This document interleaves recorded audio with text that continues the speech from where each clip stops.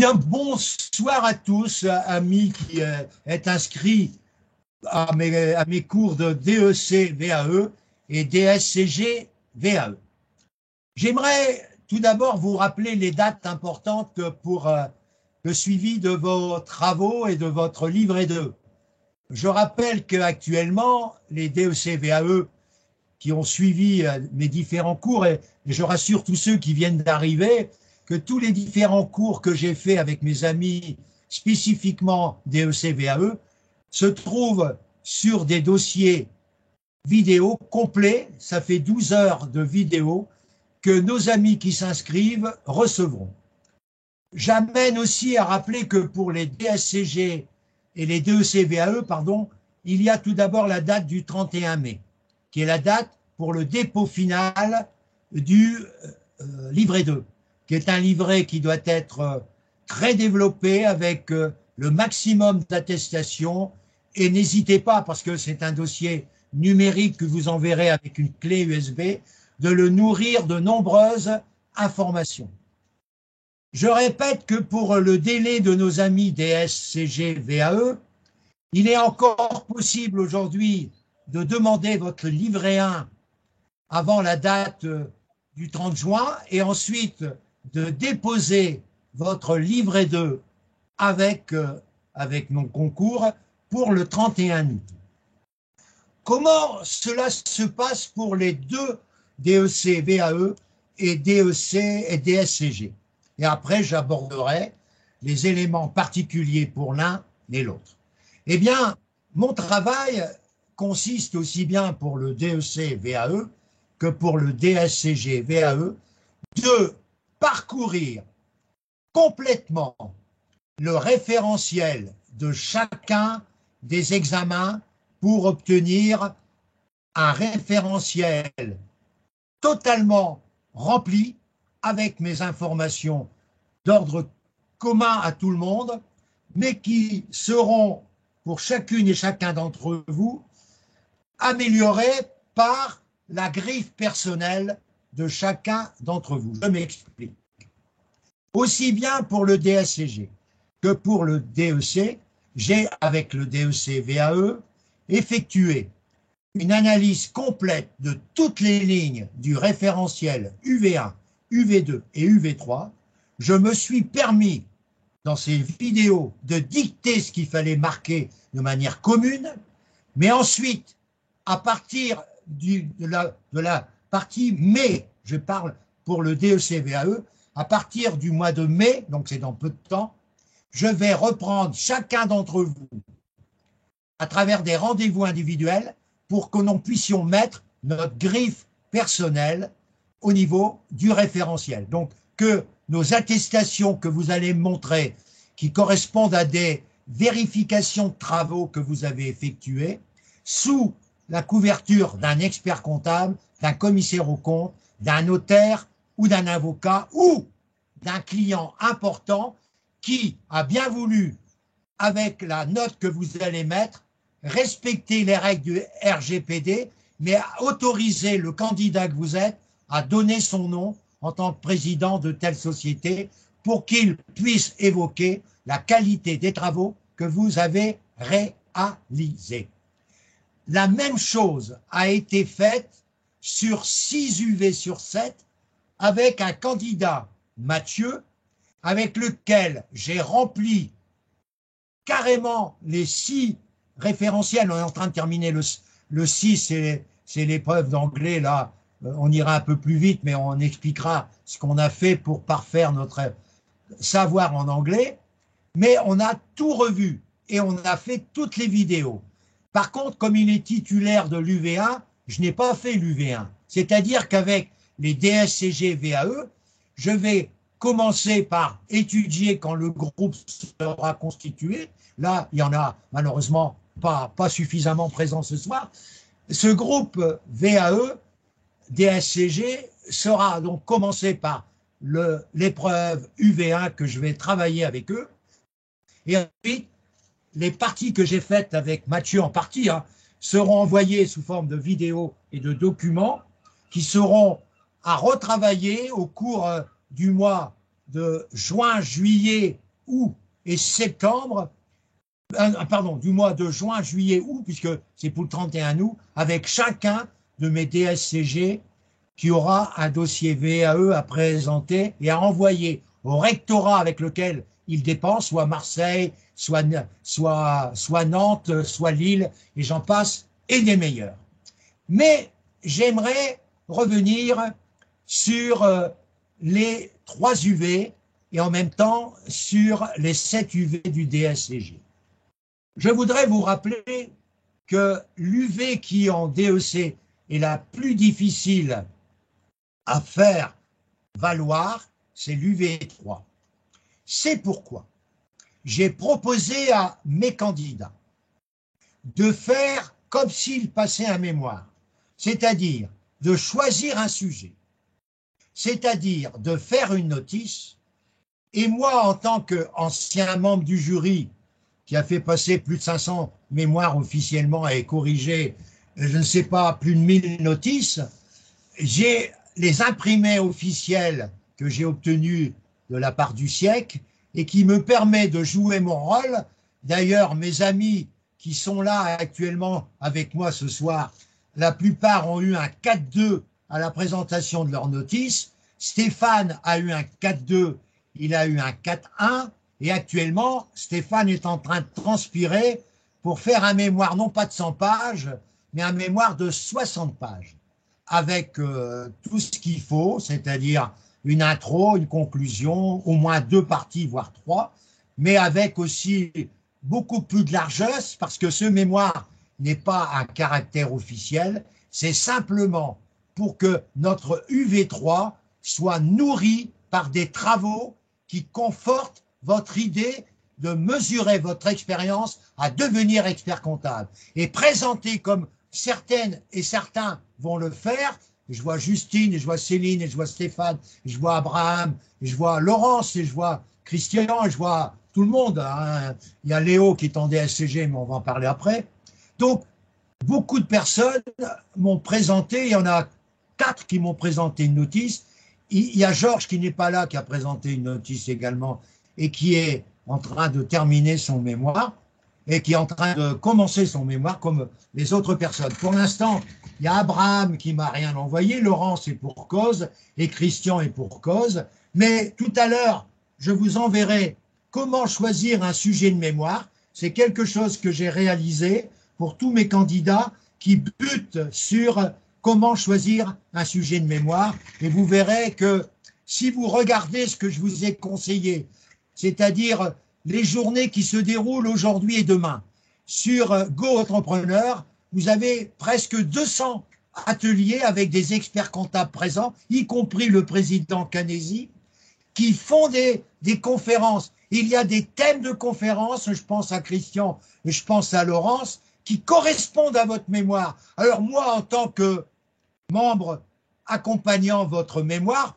je serai moins regardant si vous avez copié des textes de Pierre-Paul Jacques. On n'est pas... C'est-à-dire qu'il faut que vous démontriez que vous avez réfléchi à faire un mémoire de 60 pages. Bien sûr, ce mémoire doit être rédigé dans un délai d'1 mois et pour cause. Parce que pour donner une impression de réalité de vos travaux, j'ai prévu pour mes candidats VAE-DEC 2 soutenances officielles. Le 21 mai, c'est un samedi matin, qui commencera à 8 heures, et le 28 mai. Tout le monde ne passera pas le 21 mai, puisque vous êtes trop nombreux, puisque là, les mémoires officielles dureront 45 minutes. En dehors de moi, vous aurez des membres du jury officiel qui viendront me prêter leur concours. Et vous aurez des diplômés DEC des années 2018, 2019, 2020 qui viendront. Vous aurez quelquefois jusque 6 personnes qui vous écouteront. L'intérêt pour moi, c'est que je vais faire des vidéos comme aujourd'hui. Ces vidéos seront réparties par candidat, c'est-à-dire que mon enregistrement s'arrêtera après la soutenance de Céline ou de Justine. Elle conservera cette vidéo qu'elle mettra dans son livre 2 pour démontrer qu'elle a fait une soutenance réelle.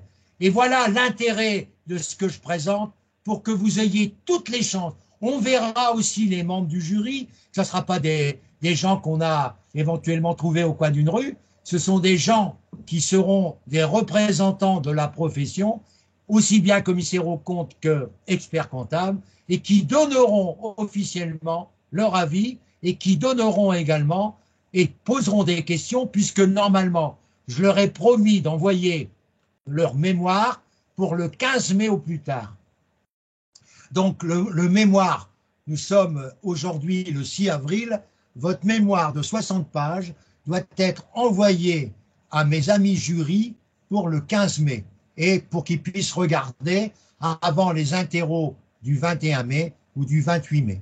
J'accorderai peut-être plusieurs jours au groupe du 21 et 28 mai, mais je verrai avec vous parce que à partir du mois de mai, je vais reprendre les cours spécifiques VAE pour le DEC au mois de mai pour terminer votre livret 2, comme je le ferai au mois de juin-juillet avec les DSCG pour avoir des séances spécifiques pour le groupe et peaufiner à fond le livret 2. Je reviens pour dire que pour le DEC, il y a 3 UV, je répète. Par contre, pour le DSCG, il y a 7 UV. Certains, comme je disais, comme Léo, ont déjà validé une UV au DEC traditionnel. Donc, ils vont présenter que 6 UV. Mais ce que je viens de proposer pour nos amis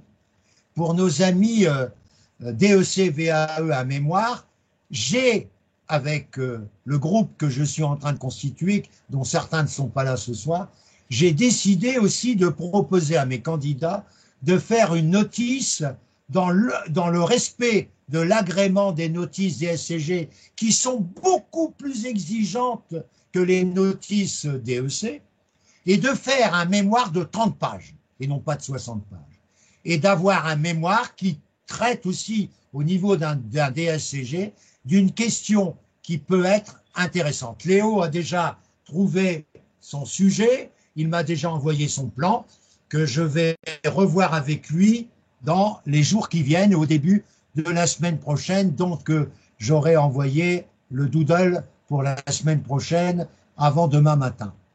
J'aimerais vous dire que pour mes amis DSCG, le plan de travail est le suivant. Il faut que tous mes candidats aient fait valider leur livret 1 avant le 30 juin. Et à partir du 1er juillet, je réserverai mes rendez-vous principalement pour mes DEC VAE et mes DSCG VAE. J'aurai entre autres aussi des rendez-vous avec les mémoires prévues pour le 28 août. Donc, j'aurai des périodes où il n'y a pas de semaine de vacances chez moi. Je serai en vacances, bien sûr, mais j'aurai moins de rendez-vous certaines périodes du mois de juillet ou du mois d'août, mais je serai au moins présent le dimanche matin pour mes VAE. Une partie sera réservée aux VAE DEC, une partie sera réservée au DSCG. Et comme j'aurai plus de cours le samedi matin, je ferai des séances aussi, on verra ensemble le calendrier qui vous satisfera, sachant que vous avez besoin de vacances aussi. Mais moi, ce que je souhaiterais, c'est que notre exposé, parce que pour le DEC VAE, ça sera beaucoup plus simple. Parce qu'à partir du 1er juillet, 1er juin, pardon, avec mes DEC VAE, qu'est-ce qu'il faut que je fasse avec eux? C'est de préparer 2 choses.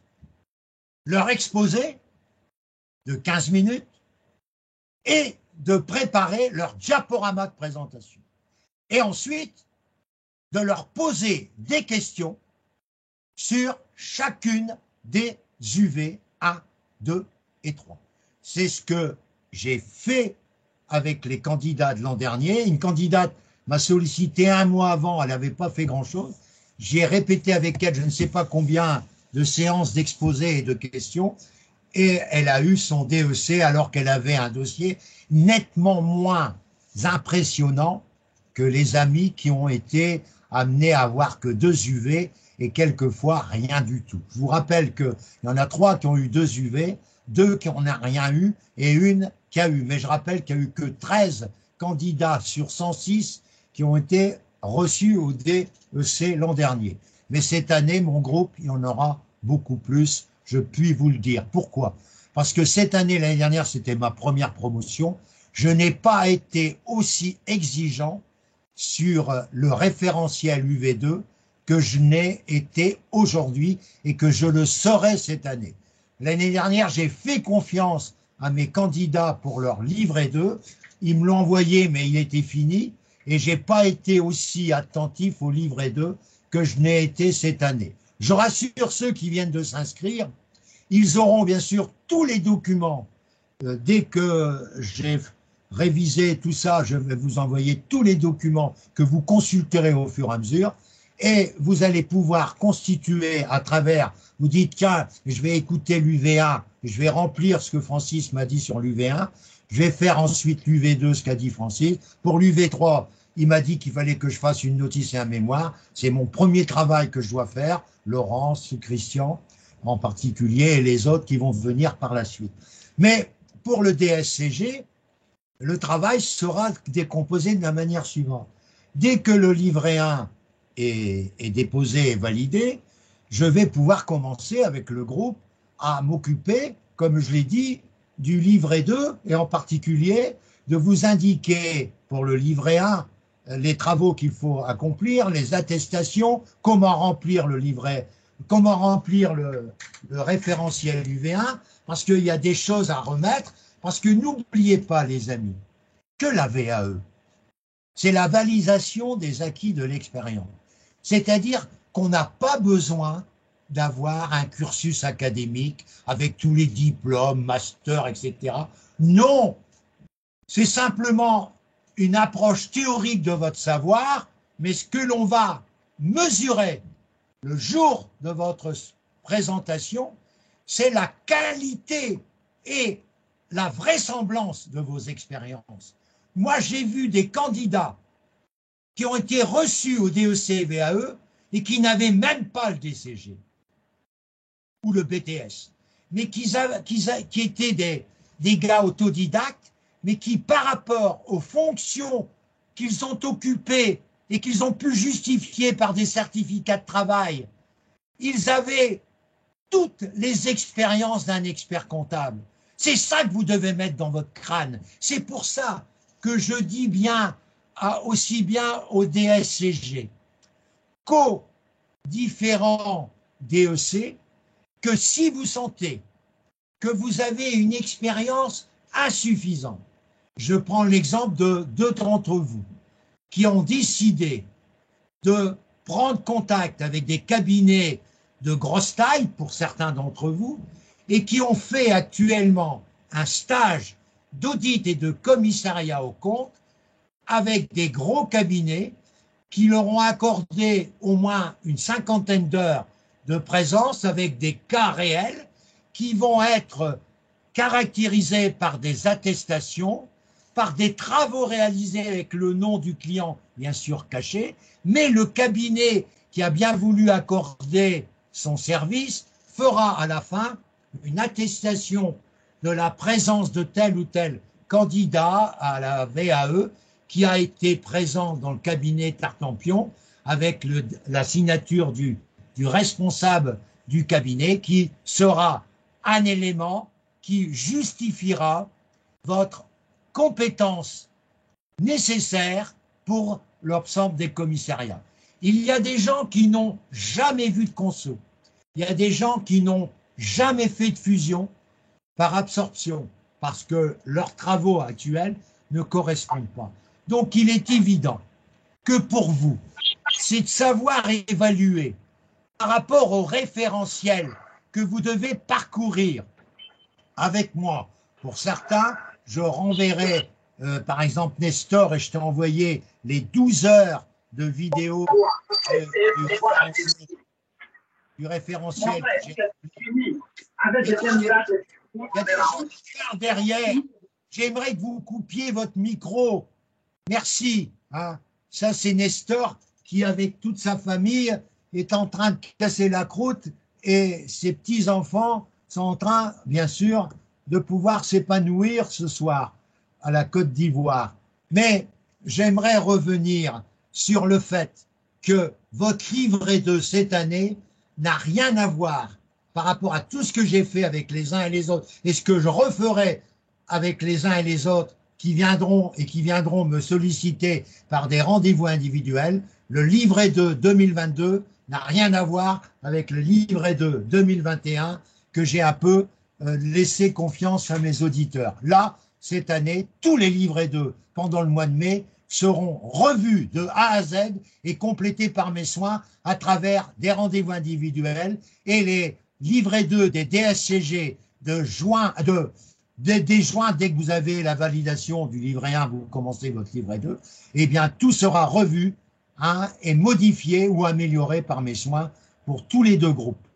Voilà. J'aimerais avoir l'avis, par exemple, d'un candidat du DSCG, on va commencer par le DSCG, qui peut, à travers cette vidéo destinée à des futurs candidats, éventuellement à la VAE, dire son point de vue par rapport à mon accompagnement depuis quelques semaines avec mon ami Léo, qui ne donnera pas son nom ni l'endroit où il habite, et qui va donner son avis sur mon accompagnement et expliquer comment ça se passe.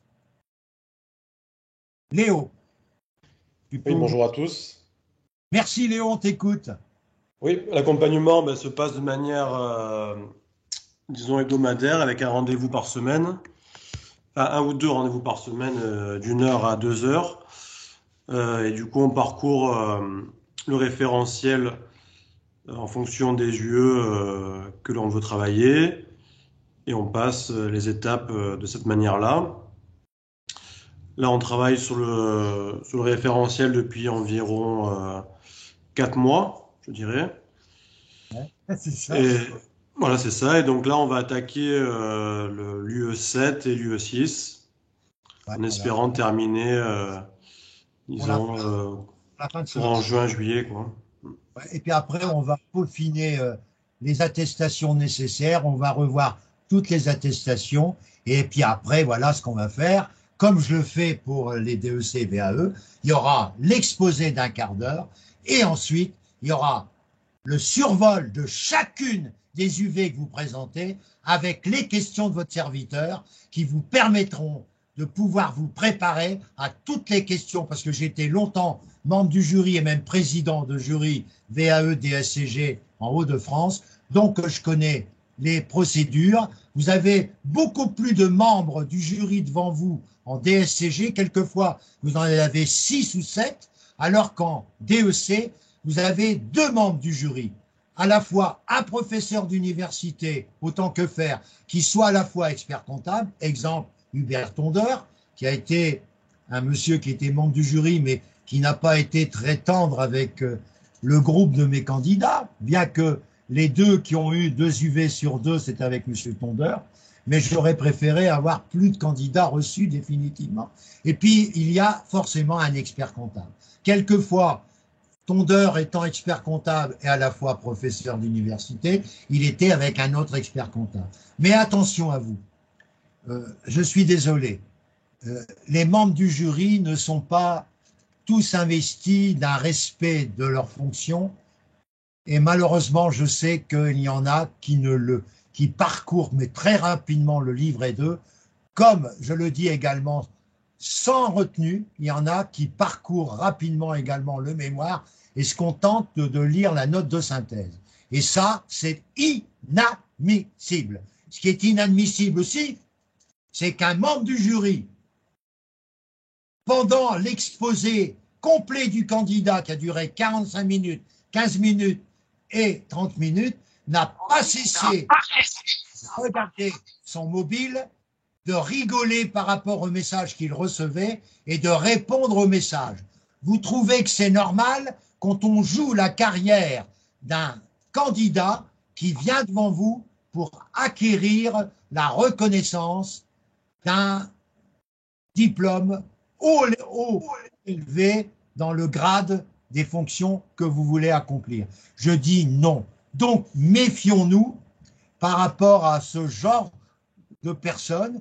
Et si jamais, je répète, si jamais vous aviez l'impression, mais véritablement l'impression, que le jury n'a pas respecté les règles, je reprends l'exemple Certains vous diront, ah, vous aviez fait ça dans votre livret 2? Ah, je ne l'ai pas vu. Ah, mais votre livret 2, qu'est-ce que vous avez mis dans votre livret 2? Vous savez, on n'a pas eu le temps de le parcourir parce qu'il était trop volumineux. Autre fait, celui qui répond au téléphone pendant votre interrogation, qu'est-ce que vous faites? Sans chercher la bagarre, l'appariteur qui vous a fait rentrer, vous allez le revoir dans la salle où les autres attendent. Vous demandez à l'appariteur de venir et vous racontez. Cet appariteur va appeler un permanent du siècle, qui sera soit Madame Marvillet, etc. On va vous demander de rapporter ce que vous avez vécu. Et après l'opinion du permanent, on va appeler un des membres du jury national, et bien souvent le président qui est là, et qui va venir, où on va vous conduire au président, on va vous faire attendre que le président ait fini d'interroger le candidat, et on va vous rencontrer le président à qui vous allez raconter votre mésaventure et votre surprise de voir ce qui s'est passé. C'est une règle que les gens n'osent pas appliquer, mais vous risquez quoi? Vous risquez d'être complètement ignoré et d'être échoué à cause de l'attitude de quelqu'un qui n'a pas lu votre livret 2 ou qui s'est comporté comme une personne totalement en dehors du coup, en répondant au téléphone et en faisant jouer son mobile sans arrêt. Donc, je suis désolé de vous dire ça. Ce sont des choses qui ont été constatées l'année dernière, qui sont absolument anormales, et le candidat doit faire ce que je viens de dire, car au moins les faits seront confrontés avec le jury qui ne pourra pas contester le fait que vous avez été mal reçu et pas reçu dans les conditions de l'examen. Moi, je répète, c'est une chose tout à fait normale. Vous avez des obligations, mesdames et messieurs, mais vous avez également des droits et il faut les faire respecter. Écoutez-moi, vous ne risquez rien si ce n'est que d'être admis. Voilà. Parce que si vous quittez le jury à travers ce qu'il a fait avec vous, qui a dit votre livret 2, j'ai pas eu le temps de le lire, etc., il va s'en foutre, il va marquer pas assez d'expérience et vous serez non validé pour les UV. Donc, à vous d'apporter, ça sera mon travail pour les exposer. Je voudrais avoir l'avis également d'un candidat ou d'une candidate. J'ai plusieurs possibilités. Je vais demander à une femme et je vais demander ensuite à un homme, d'abord à la femme, à Justine de donner son point de vue sur mon accompagnement DEC-VAE. Justine. Bonjour. Bonsoir. Bonsoir Justine. Bonsoir. Alors pour l'accompagnement, au départ, on a commencé par reprendre tous les référentiels des UV tous ensemble. On a bien épluché, on a déterminé tous les documents à fournir par rapport à notre expérience ou à tous les documents si tu nous envoies pour constituer le lexique documentaire, pour valider l'UV2 notamment. Ouais. Ensuite, on assiste aussi aux examens blancs, aux annales du DEC. On a fait depuis 2011, il me semble. 2011, ouais. Annales du commissariat aux comptes et Vous suivez les cours, Justine, comme tu dis, du DEC traditionnel le samedi matin, 8h, 9h30, voilà.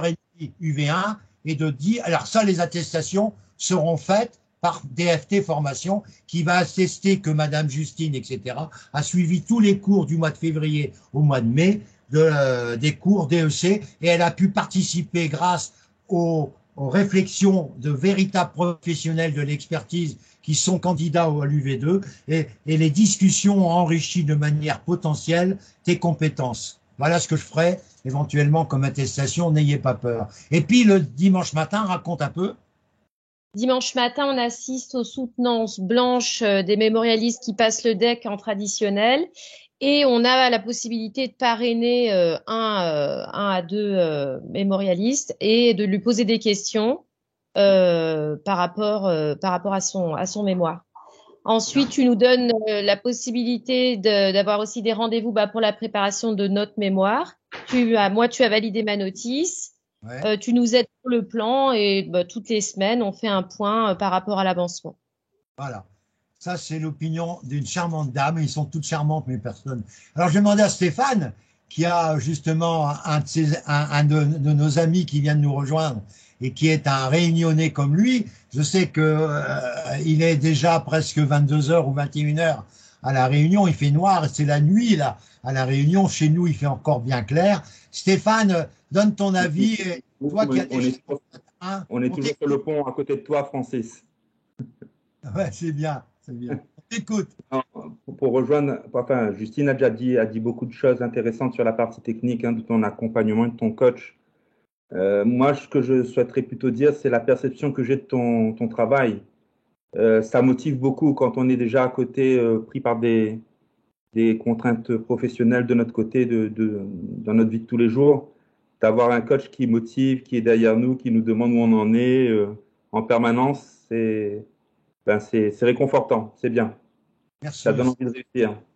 Merci. Est-ce que parmi les nouveaux qui viennent de venir découvrir un peu l'ambiance que j'essaye de mettre au niveau de nos groupes, qui ne sont pas complets ce soir, je vous le dis tout de suite, moi s'en fout, parce qu'il y en a qui préparent le mémoire, parce que figurez-vous, l'avantage de la VAE, moi je vais vous trouver un exemple, parce que, alors, vous savez que l'exposé aussi bien de la VAE-DEC que de la VAE-DSCG doit être organisé de la manière suivante. Je vais prendre un exemple. Je suis en DSCG ou en VAE ou en DEC-VAE, c'est exactement la même chose. Madame, monsieur, bonjour, je m'appelle Francis Tison. J'ai le plaisir aujourd'hui de vous présenter mon dossier pour valider mon diplôme par la validation des acquis de l'expérience.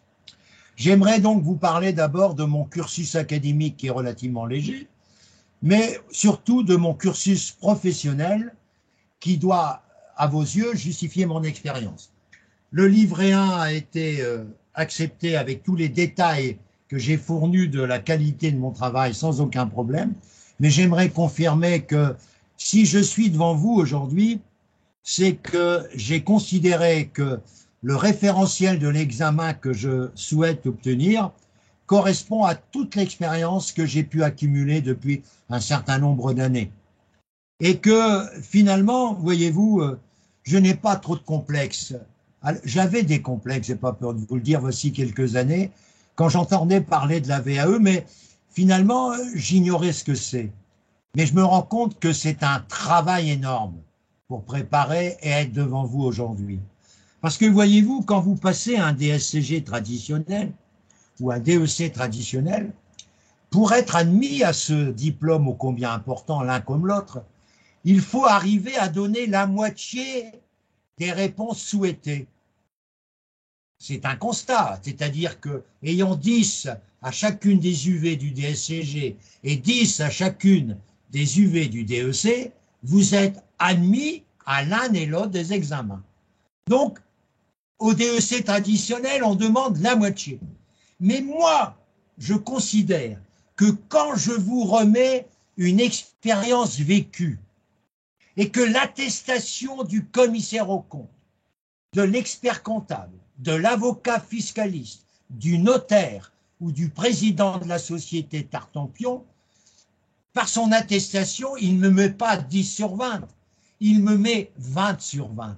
Et en pensant à cela, je me dis que finalement, l'expérience attachée au référentiel doit chasser mes complexes, et si j'obtiens la reconnaissance de ma VAE par des personnes comme vous, madame, monsieur, je considère que je ne suis pas inférieur aux candidats qui n'ont peut-être pas la même expérience, qui sont beaucoup plus jeunes que moi, mais qui n'ont donné que la moitié pour avoir la validation de leur examen. Voilà ce que je voulais vous dire, pourquoi j'ai fait la VAE.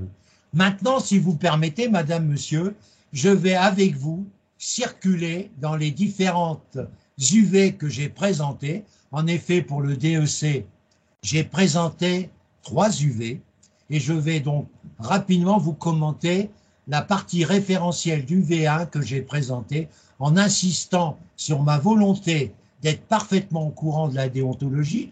D'ailleurs, la preuve de ma volonté de suivre j'ai suivi tous les cours du DEC traditionnel depuis le mois de février, en déontologie comme en UV2.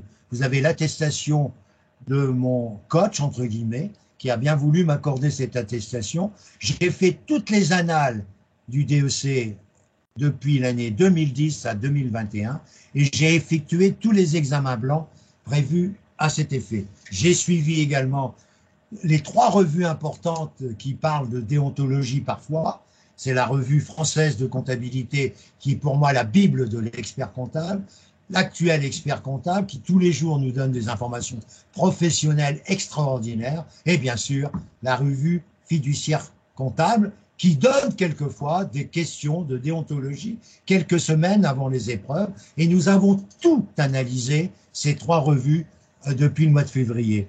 Et bien sûr, je participe aux travaux qui sont en harmonie avec l'ordre, je participe aux assemblées régionales de mon conseil régional, je suis également les assemblées des commissaires aux comptes, j'ai suivi tous les webinaires de la commission de formation de la CNCC et également quelques webinaires des syndicats IFEC et ECF. Pour cette UV1, je considère que la maîtrise, comme j'ai essayé de le faire, de la déontologie des commissaires aux comptes et de la déontologie des experts comptables a été pour moi d'un éclairage exceptionnel. Ça m'a permis de mieux comprendre et ensuite j'ai été beaucoup plus loin pour définir toutes les normes professionnelles des experts comptables. D'ailleurs, j'ai avec moi, voyez-vous, aujourd'hui, toutes les normes professionnelles relatives à l'expertise comptable parce que je considère qu'aujourd'hui, je n'ai pas du par cœur à vous dire.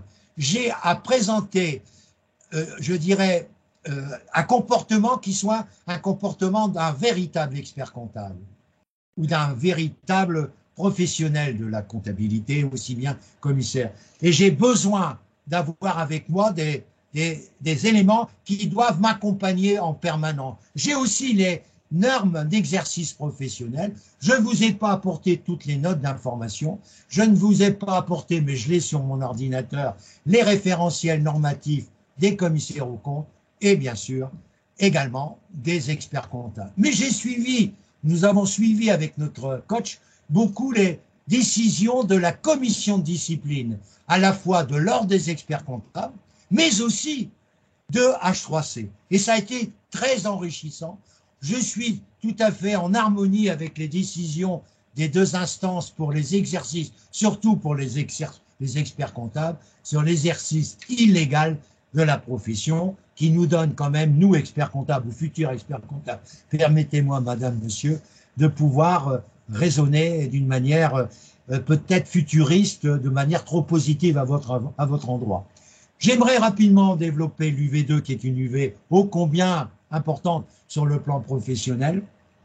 Alors, quand j'ai étudié tout le référentiel de cette UV2, je n'ai pas été surpris par tous les éléments nécessaires, mais j'ai essayé quand même de mesurer tout ce que j'étais capable d'apporter. Alors, je n'ai pas la prétention, madame, monsieur, de dire que je maîtrise tout.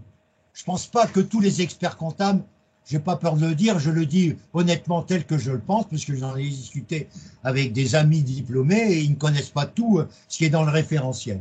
Mais j'ai essayé de compléter depuis quelques mois mon expérience en allant intégrer dans des périodes relativement intéressantes des commissaires aux comptes de gros niveau, associatifs ou de grandes sociétés, qui ont bien voulu m'accueillir et qui m'ont permis de combler, j'ai pas peur de le dire, mon insuffisance d'expérience. J'ai pas dit mon insuffisance théorique.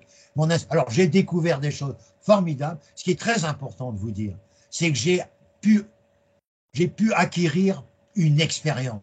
J'ai pu acquérir un modèle. J'ai pu acquérir un procédure à telle enseigne que dans mon cabinet, j'ai mis en place des livres de procédure à la fois pour la partie expertise et pour la partie commissariat. Je n'aurais jamais pensé avoir cette occasion grâce à ces stages. Et ça a été pour moi révélateur. Alors, cette UV2 est très intéressante. Elle a aussi une grande ouverture vers les sociétés. J'en ai dans mon portefeuille.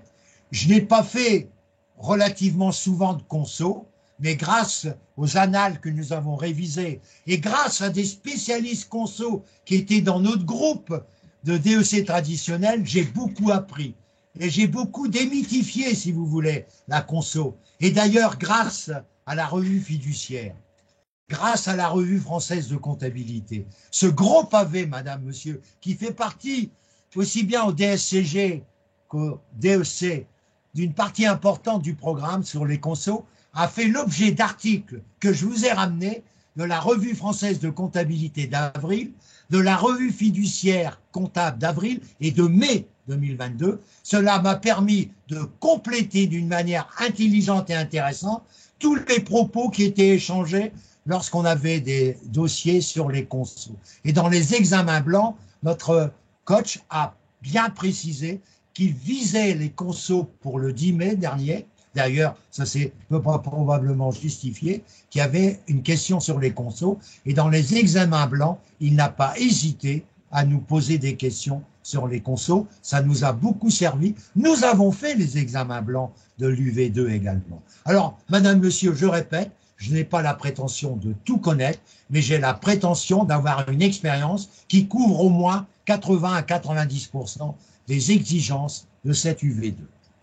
Pour l'UV3, pour mes fonctions actuelles en tant que responsable financier d'une entreprise, j'ai l'occasion, bien sûr, pour ma direction générale, de faire des rapports, de faire des notes de synthèse. Mais j'ai décidé, pour montrer mon appétence pour cette UV3, j'ai décidé, à tort ou à raison, à vous de juger, de me comporter comme un candidat qui passe un mémoire.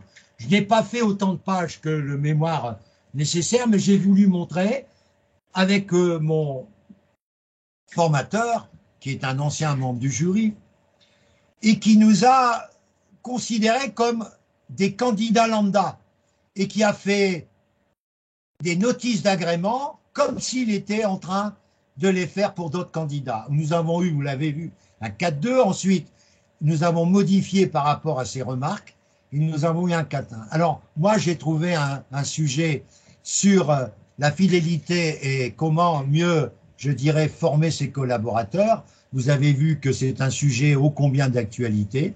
Moi, par contre, j'ai fait un sujet sur mon association actuelle, et j'ai la volonté de pouvoir développer un certain nombre d'éléments pour transformer cette association de gestion en véritable cabinet. C'est la volonté de tous mes collègues et directrices actuelles. Je suis sous-directrice et bientôt, au départ à la retraite, j'ai un poste qui m'attend. Mais je considère que l'association est pour moi quelque chose qui doit être révisé et doit être mise à l'heure des cabinets comptables. C'est pour ça que ma présence aujourd'hui est conditionnée également, et tout le monde attend beaucoup de cette présence aujourd'hui pour valider un peu ce DEC qui est nécessaire pour que nous passions de l'association au DEC avec une salariée de l'association diplômée expert comptable. Tout est expliqué dans ce mémoire, j'y reviendrai. Par contre, moi, j'ai fait un mémoire qui intéresse mon entreprise. Je n'ai pas donné de nom, mais vous voyez la spécialité qui, normalement, doit faire du bien à celui qui en consomme.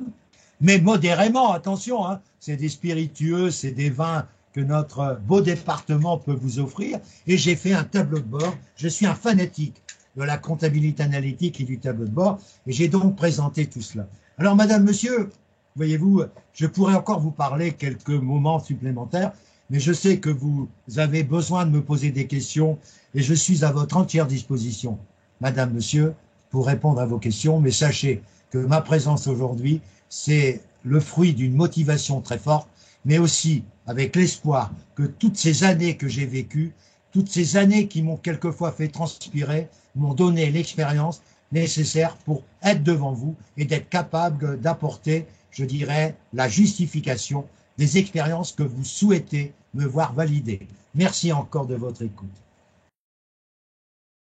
Qu'est-ce que vous en pensez? Je ferai la même chose pour les DSCG. Est-ce que vous êtes, les amis, contents de mon exposé que je viens de faire? Abraham, tu n'as pas encore parlé. Abraham. Abraham. Alors, qu'est-ce que tu dis, Abraham? Abraham, Amen. On t'appelle Amen pour aller plus vite. Tu es lié à l'histoire de la religion, Abraham. Tu le sais. Alors, tu parles pas. Ben, j'ai demandé à Laurence, tiens, qui vient de nous rejoindre.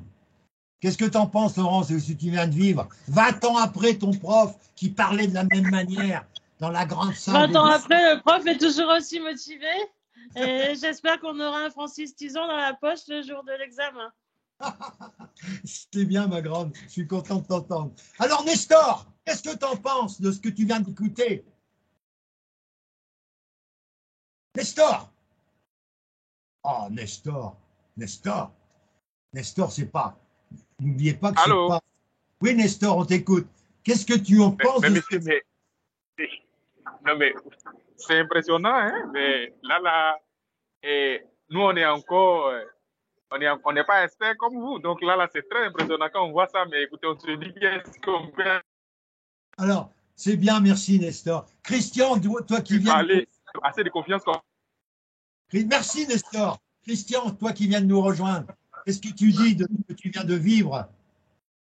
Ouais, c'est ce qui est remarquable, c'est l'enchaînement, c'est convaincant, c'est structuré et je dirais même que il y aura peu de place pour le jury de chercher des questions difficiles. Mais franchement, bravo. Et j'en suis inspiré de toute façon. Bon, vous avez toute la vidéo, les amis. Vous allez pouvoir. Céline, tiens, t'as rien à dire. Qu'est-ce que t'en penses? T'as vécu deux choses ce soir avec moi. T'as vécu un exposé que j'ai fait à un candidat traditionnel qui avait duré que 5 minutes. J'ai refait un exposé d'environ 10 minutes. Et tu as vécu ce que je viens de vivre avec vous, là. Qu'est-ce que t'en penses, Céline?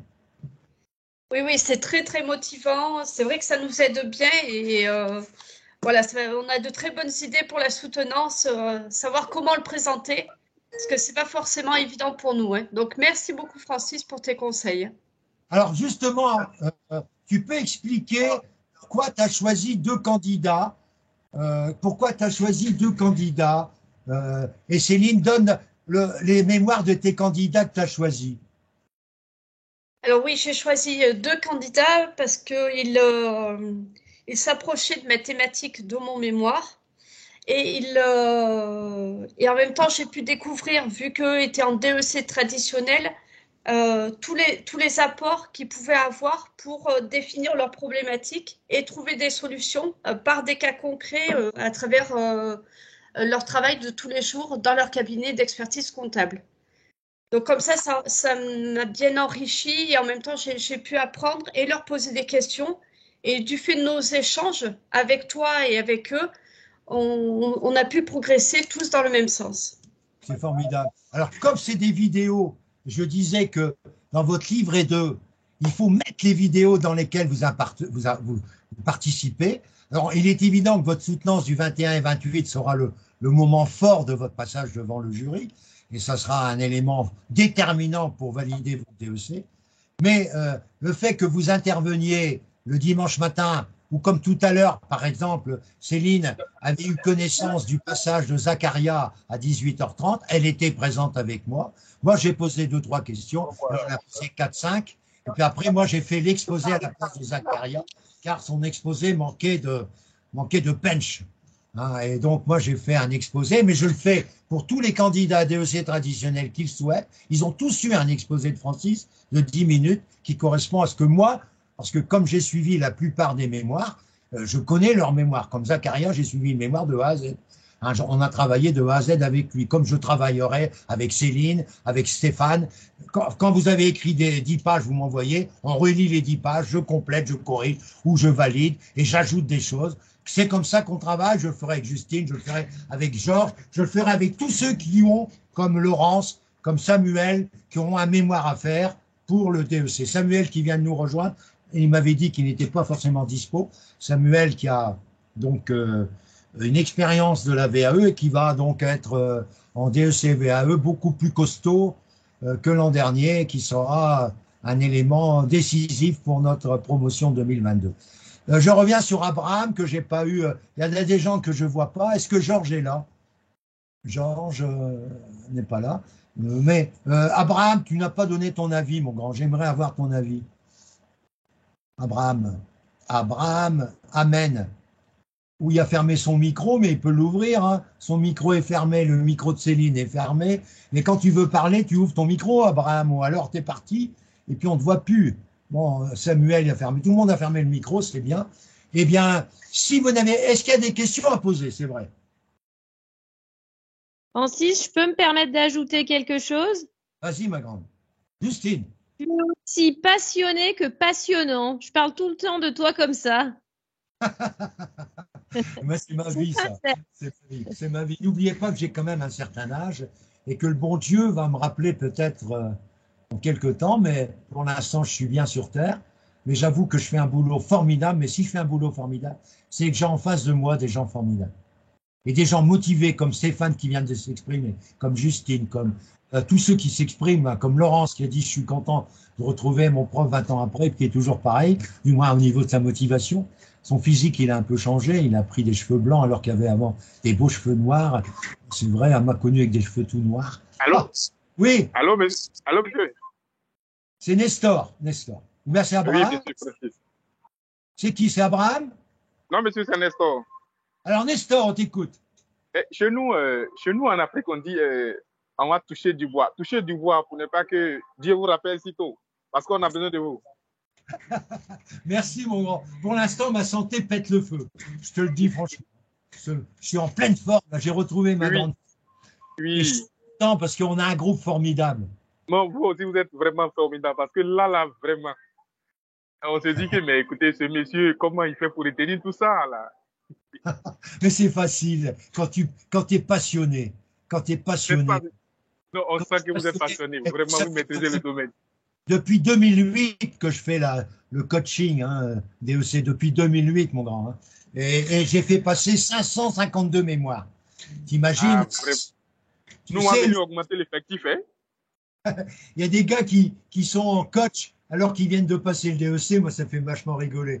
C'est comme si je disais à un footballeur, Mbappé, il va entraîner Paris Saint-Germain l'année prochaine. Voyez-vous un petit peu la connerie que ça peut entraîner. C'est pas parce que tu as passé un DEC que tu as eu 14 que le lendemain, tu peux déjà te mettre coach pour les DEC qui arrivent. Moi, j'ai vu 552 personnes avec des gens qui ont pleuré, des gens qui ont ri, des gens qui ont eu 18, des gens qui ont eu 1, des gens qui ont eu 2, des gens qui ont eu 5, des gens qui ont eu 9. Non, jamais. Des gens qui ont eu 8 ou 10, mais jamais mis 9. Et vous savez que quand j'avais quelqu'un avec moi, compte tenu de ma personnalité que vous découvrez, le quelqu'un, il épousait souvent ce que j'avais proposé. Vous êtes je sais pas, mais vous êtes quelqu'un de sympa. Le mec, il vaut 10, mon collègue, il disait il vaut 8, mais à la fin, il y avait 10 quand même.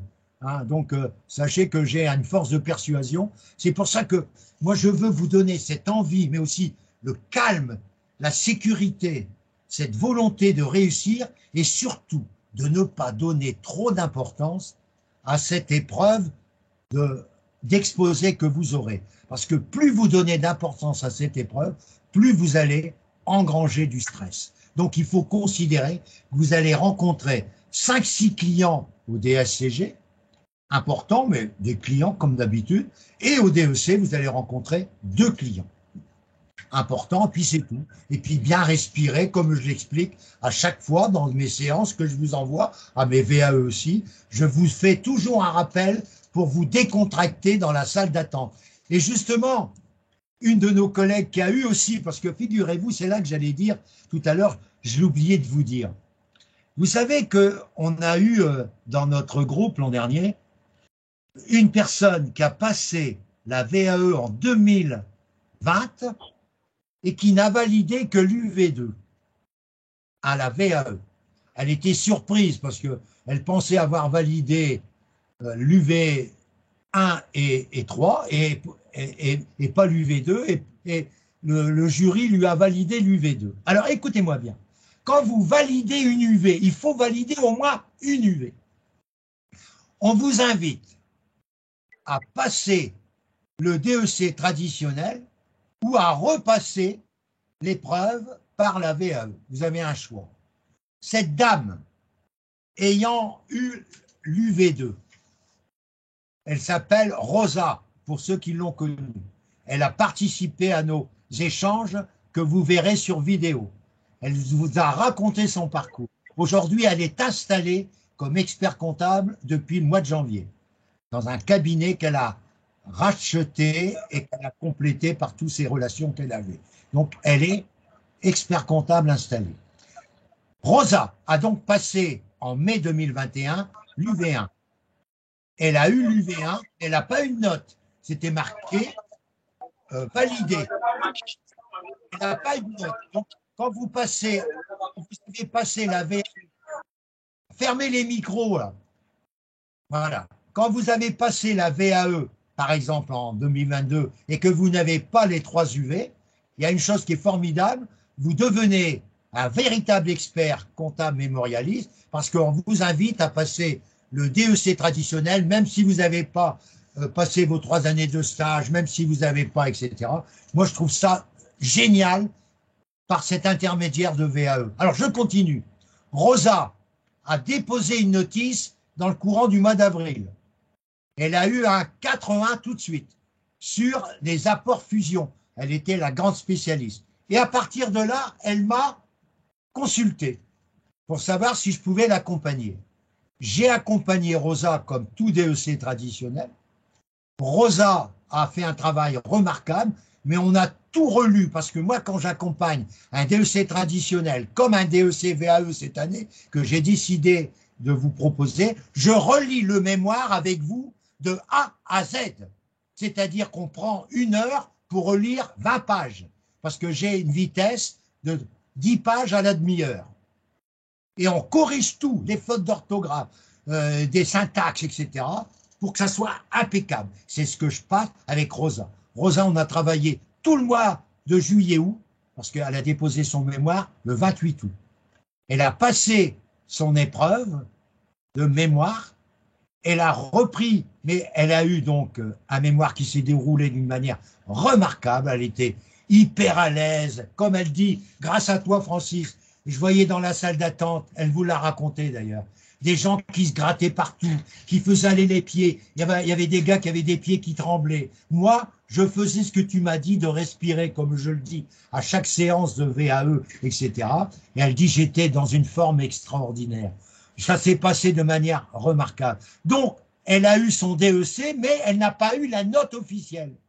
C'était marqué mémoire UV3 validé, mais elle n'a pas eu la note, mais elle a eu la chance d'avoir les coordonnées de celui qui l'avait agréé. Elle lui a téléphoné, il lui a dit qu'elle avait mis 14 et qu'elle sera sur la bibliothèque. Donc ça, pour moi, c'est une grande réussite de dire que de la VAE, on est passé au DEC traditionnel. Aujourd'hui, elle est installée, comme certaines seront installées comme experts comptables. À un moment où je vous parle, dans 1 an, beaucoup d'entre vous seront installés comme experts comptables. Et moi, c'est génial de raisonner comme ça. Et c'est tout ça que je veux que vous ayez dans votre tête. N'oubliez pas que le jour où vous avez ce diplôme, vous avez un bac+8 et vous êtes reconnu comme quelqu'un. Et certains, je prends un exemple, je dirais, d'un candidat du Bénin qui s'appelle Cyril Aoussi, qui a fait un mémoire sur les fidélités, mais aussi sur les fidélités des collaborateurs et le turnover. Il a eu une très belle note parce que lui, c'était un DEC traditionnel, il a eu 14. Il était heureux comme tout, puisque la première fois, il avait 8. Il m'a sollicité après avoir eu un 8, il a eu 14 avec moi. Mais inutile de vous dire que ma femme et moi, ma femme qui est une spécialiste de ça, on a beaucoup œuvré pour lui. Et il a même proposé le travail de ma femme sans citer son nom. J'avais demandé de ne pas citer son nom. Et les gars, ils ont été impressionnés par cette démonstration. Ils ont même demandé les coordonnées de l'appareil que ma femme utilise. Et j'en passe des meilleurs. Bon, bref, c'est un autre aspect. Mais je voudrais vous dire que, à propos de cette attitude que vous devez avoir, il faut que vous soyez hyper motivé. Mais la motivation, c'est pas être non plus extravagant, hein. C'est savoir rester humble, savoir rester dans la dimension d'un expert comptable ou d'un commissaire aux comptes. Et c'est ça que vous devez acquérir, mais de ne pas donner trop d'importance à cette épreuve, y compris pour le DSCG. Et le DSCG, je dirais que l'épreuve d'exposé, moi j'étais président, je me rendais compte de l'attitude de certains candidats, ils étaient impressionnés. Hein. Quand tu arrives dans une salle où tu vois 7 bonhommes, 3 femmes et 4 hommes qui te regardent, c'est pas pareil que 2 personnes, hein, moi je vous le dis. Alors vous allez dire pourquoi ils sont 7. Ben, si le candidat, vous allez comprendre pourquoi, si le candidat a présenté normalement ces 7 UV, il y a un gars qui s'occupe de chaque UV. Alors il y a quelques questions, mais si vous savez envelopper dans votre exposé tout ce que j'ai dit tout à l'heure, que je ferai avec Léo et ses amis du DSCG, vous verrez comment j'enveloppe tout ça pour que l'ensemble des 7 UV soit bien embarqué et citer à la fin des citations en anglais, ça marque l'esprit pour montrer que vous avez aussi fait des efforts, soit en espagnol, soit en anglais, de pouvoir, ou en allemand, ou en italien, ou en arabe, de pouvoir présenter une langue étrangère et répondre à des questions en économie et montrer à travers votre lexique documentaire que j'alimente en économie, que je vous enverrai pour mes candidats DSCG en économie, puisque j'ai prévu tout un ensemble de textes en économie pour mes candidats du DSCG qui pourront le mettre dans l'UV anglais et économie pour montrer tout l'intérêt qu'ils ont eu de suivre toutes les performances ou toutes les relations économiques avec, par exemple, le Brexit, avec les difficultés, les conséquences de la guerre en Ukraine, et j'en passe et des meilleurs, et aussi, bien sûr, tous les problèmes des cryptoactifs que j'invite mes candidats DEC traditionnels de bien travailler pour l'UV2, comme de bien travailler les consos. J'ai pas peur de le dire, je parie donc 2 sujets pour les DEC traditionnels qui vont avoir la vidéo également.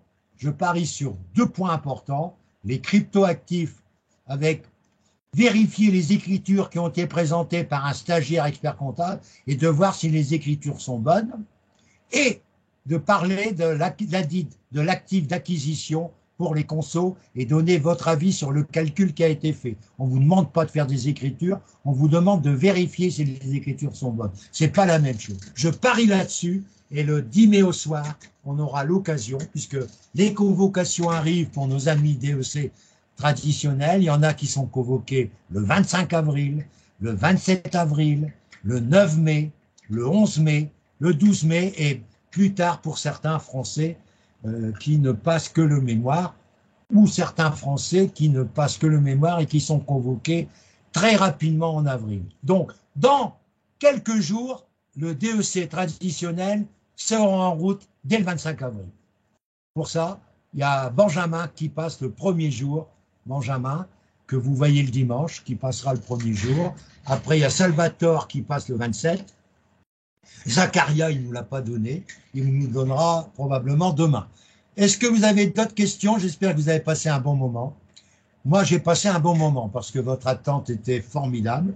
Hein, je vais voir si sans mes lunettes, si je suis plus beau. Non, je suis fatigué. Je vais vous souhaiter à tous une très belle soirée, de vous retrouver tous en pleine forme les jours prochains et nos prochains rendez-vous avec Céline. Demain, on a rendez-vous avec Zacharia. J'ai pas vu Justine qui prend des rendez-vous pour Salvatore.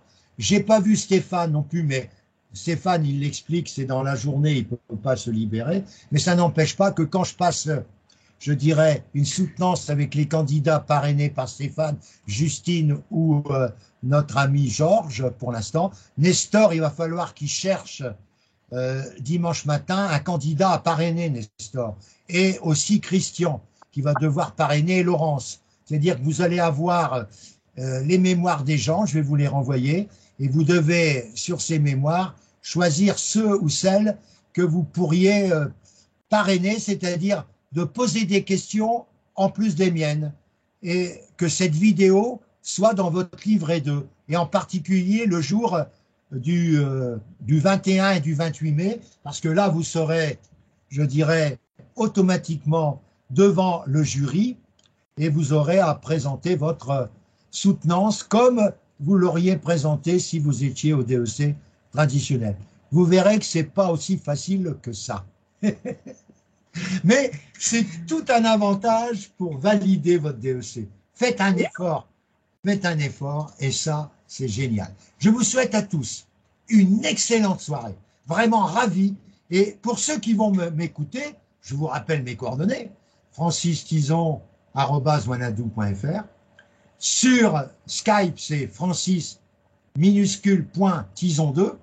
Et sur WhatsApp, c'est 33 6 80 30 97 64. Je répète, 33 6 80 30 97 64.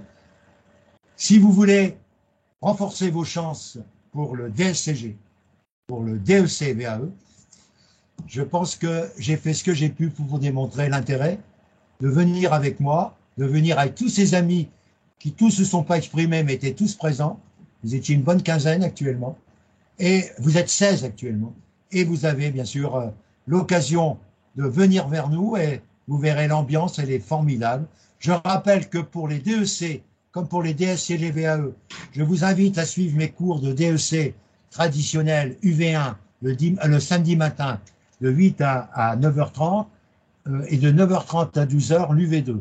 À partir de samedi, vous aurez un examen blanc à préparer de 4h30 sur des sujets que je suis en train de préparer, et vous aurez le corriger dès que vous aurez rempli, bien sûr, l'exigence de ces 4h30 d'examen blanc. Pourquoi je fais ça? C'est pas pour mes VAE particulièrement, ils sont pas obligés de le faire, eux. C'est pour les DEC traditionnels. Vous savez tous que depuis plusieurs années, on ne travaille que sur informatique. On n'a plus l'habitude d'écrire. Et quand vous avez 4h30 d'écriture, il faut nous remettre dans le bain des 4h30. C'est pour ça que mes candidats DEC traditionnels, en UV2, voire en UV1, parce que je suis en train de réfléchir pour faire des UV, ils auront 4 examens blancs d'ici le mois de mai, donc c'est dans 5 semaines, ils auront 4 examens blancs de 4h30 pour les obliger à réécrire et d'arriver le 10 mai mieux préparés à réécrire. Parce que quand c'est plus réécrire, qu'on écrit comme un cochon, parce qu'il y a des gens qui écrivent comme un cochon, parce qu'ils n'ont plus l'habitude d'écrire, ben, il faut réapprendre à écrire bien. Voilà. Hein, pour le DEC VAE, c'est pas la même chose, hein, puisque eux se passera tout en numérique et en exposé oral. Mais n'oubliez pas qu'il nous faut préparer, et ça sera notre travail pour aussi bien le DSCG que pour le DEC, nous préparer notre diaporama de présentation de nos exposés à partir du mois de juin. En particulier pour le DEC dans le mois de juin, mais également pour les DSCG dès le mois de juillet, pour qu'ils soient en forme au moment où ils doivent déposer, mais même après le mois d'août, hein, parce que j'ai préparé l'année dernière des exposés après le mois d'août, puisque vous êtes convoqués à partir du 8 au 20 octobre pour les DSCG. Et pour le DEC pour l'année dernière, c'était le 13, 14 et 15 octobre. A priori, ça sera à peu près les mêmes dates. Il faut regarder à quoi ça correspond, le 13, 14, 15, c'est-à-dire un mardi, un mercredi avant. Ah, c'est un mercredi, jeudi, vendredi. C'est toujours un mercredi, jeudi, vendredi. Il y aura 3 jours. Si vous êtes plus nombreux, il y aura 4 jours. Parce qu'il y a 6 jurys. Voilà. Donc, je vous souhaite à tous une très bonne soirée. Et peut-être pour ceux qui m'écoutent, à très bientôt, car je le rappelle, cette vidéo sera sur YouTube dès ce soir. À très bientôt et merci de votre écoute. À bientôt. Bonne soirée à tous.